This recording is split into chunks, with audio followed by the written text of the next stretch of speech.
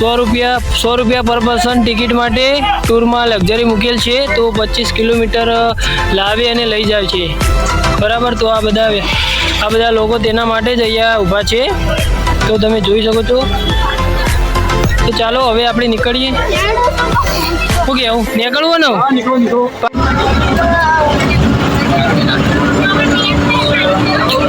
આપણે ગુજરાત પાકિસ્તાન નળાબેટ બોર્ડરથી હવે નીકળી ગયા છીએ. તો અત્યારે વાગ્યા છે બપોરના 3:42 થઈ છે મિત્રો. તો હજુ પણ ઘણી બધી જગ્યાએ જવાનું છે. તો વિડીયોમાં બન્યા રહેજો.